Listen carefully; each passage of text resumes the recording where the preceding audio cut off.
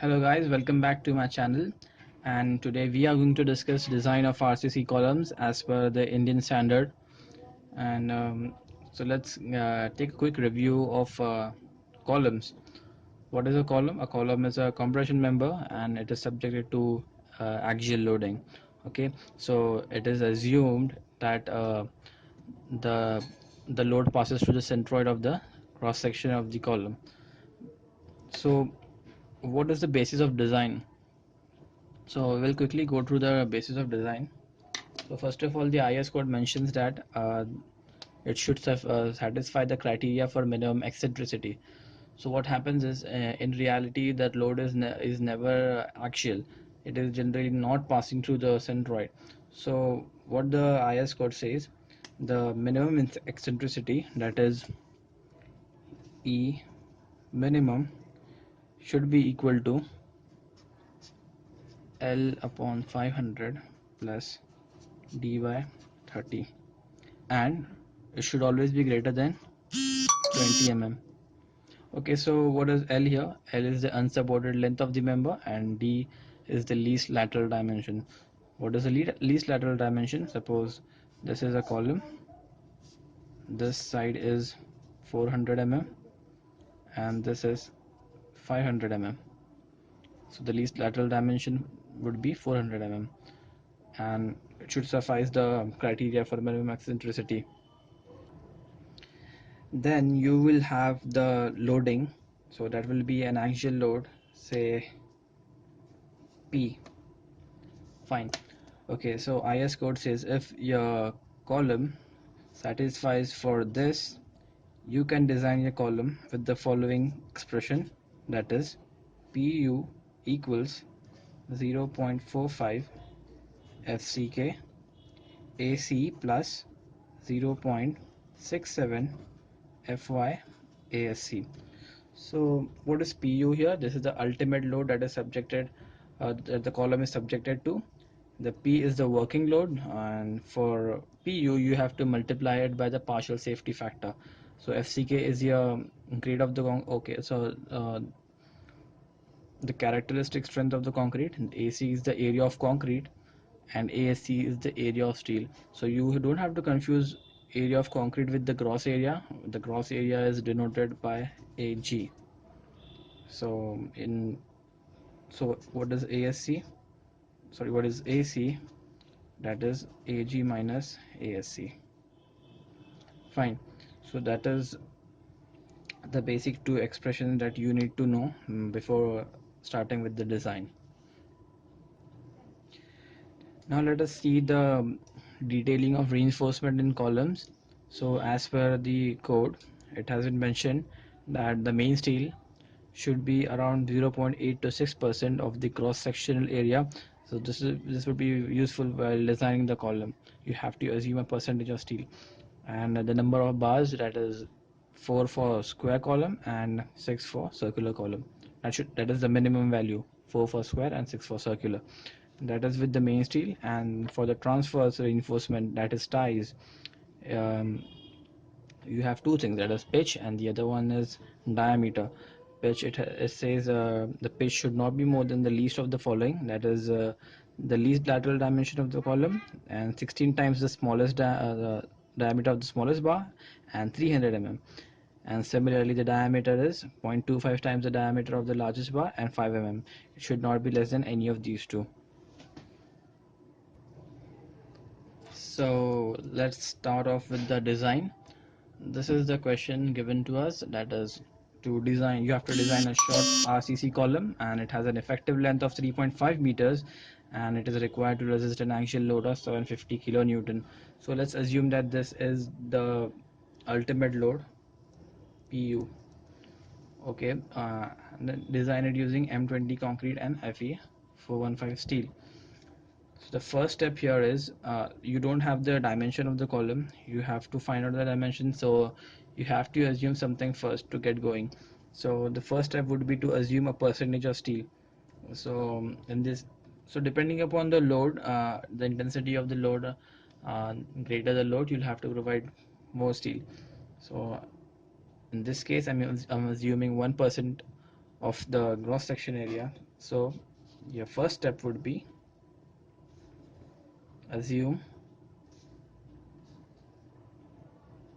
percentage of steel as 1% of gross area. So your area of steel is 0.01 Ag. So your AC becomes Ag minus ASC, that is 0.99 Ag. Okay, so the second step would be to use the equation that was Pu equals 0.4 FCK AC plus 0.67 Fy ASC. You have AC, you have ASC. You have to put these values in this equation. Pu given to us is 1750 into 10 raised to 3. We have to convert it into newtons. Grade of concrete is 20.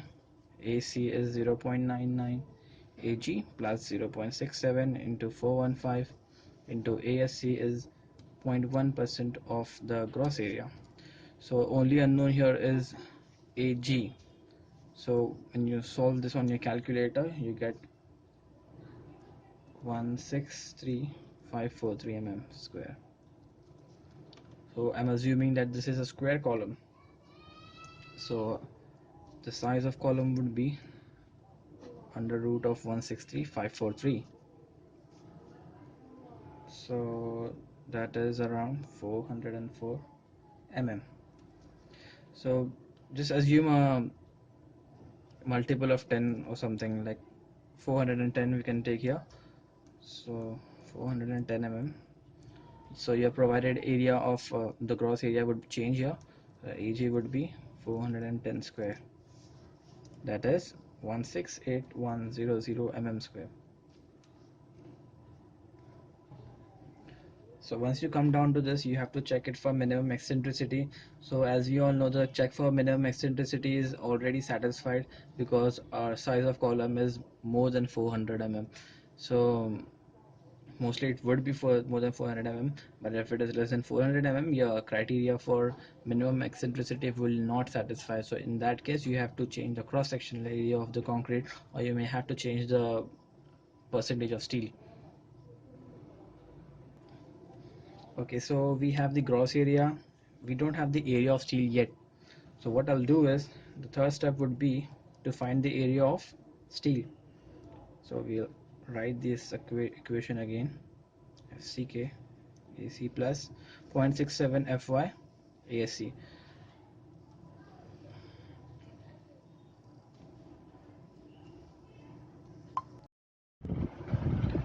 Okay, so you have the gross cross-sectional area of the concrete. You have to write AC as Ag minus ASC. You have Ag, so write it down, equals 0.420 into 168,100 minus ASC plus 0.67 into 415 into ASC. So in this equation, you don't have the value of the area of steel, that is ASC, ASC. So there is one unknown. You can solve this on your calculator and get the area of steel. So that comes to 1500 mm square. Once you get the area of steel, you can assume a suitable diameter of a bar and calculate the number of bars that is required. So in this case, I'm assuming let's take 16 mm bars. So the area of one bar would be 201 mm. So the number of bars would be 1500 over 201, that is 7.46 bars. So you can't provide 7.46, take an even value, so we'll take 8 bars.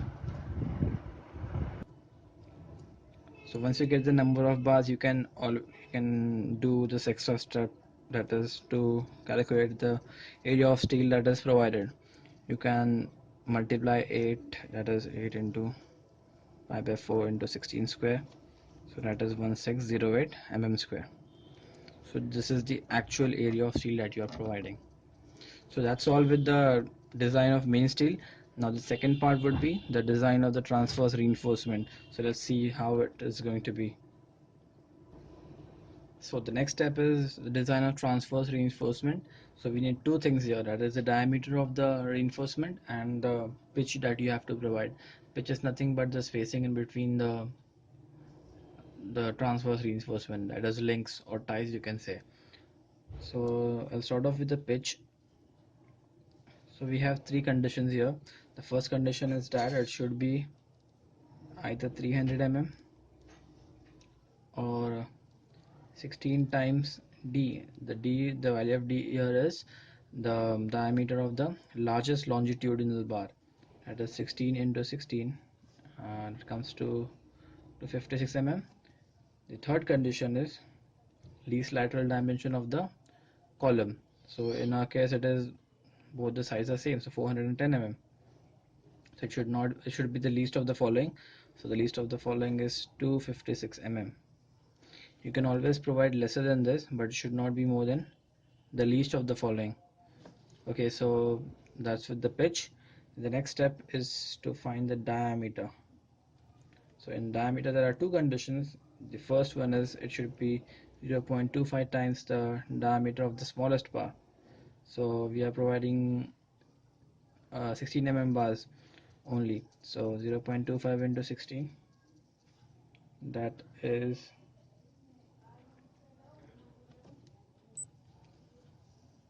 4 mm, or it should be 5 mm, and it said it should not be lesser than any of these two. So we have to provide anything which is greater than 5 mm. So let's assume we have to provide 6 mm dia ties.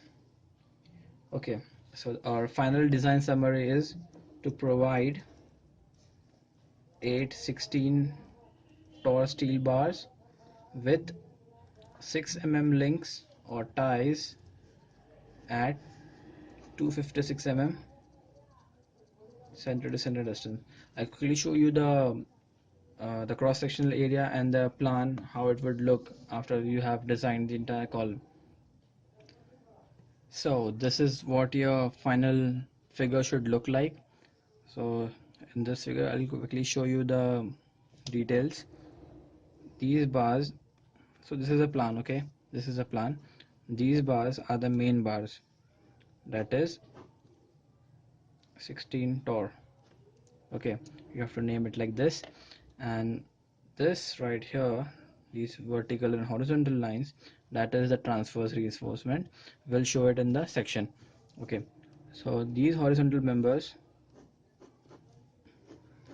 this is the transverse reinforcement.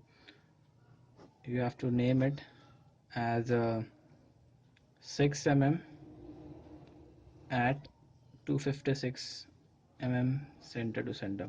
So what is this 256 mm? That is the distance between two bars. So this is it. Okay, and in this case, this is these vertical members, this is the main bar.